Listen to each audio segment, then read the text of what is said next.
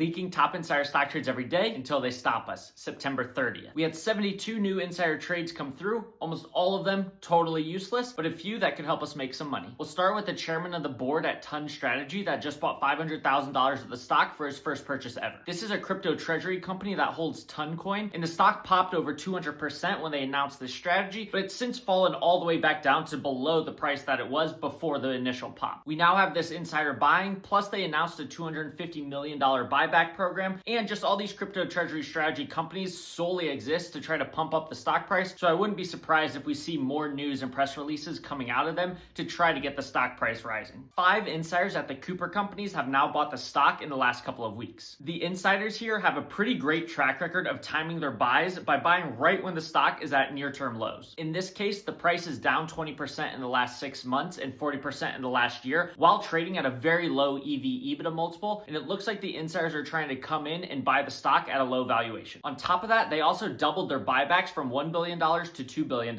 so the management clearly thinks the stock is undervalued. There are some concerns with the company growing slower than expected, as well as tariff concerns, but these insiders have done such a good job timing their buys historically that I think it's a decent bet that the company might turn around soon, and this all-time low valuation won't stick around for long. And lastly, we've got the riskiest play of them all, which is Beeline Holdings, which is some fintech mortgage company. It seems pretty memey as it became public by literally merging with a beverage company. So even if you go look up the company, it actually still says the sector is that it's a beverage company, even though it's not, it's a mortgage fintech company. They also released news back in July that they're the first ever crypto mortgage. So lots of stuff here that's pretty sketchy in terms of the quality of the company. On top of all that, the stock fell 90% to start this year and then has gone up 200% since the bottom, but is obviously still way down since the start of the year. There's also very little info about the company as there's no public earnings calls yet or anything. However, the insiders have been buying the stock at the low price, and a director that just bought the stock has killer track record, averaging over 100% 3-month returns on previous purchases. This is a very high risk play, just a bet that this pretty sketchy company is probably doing more sketchy stuff, and the insiders buying the stock know that the stock is going to go up. Find all the top insider trades at CEOWatcher.com.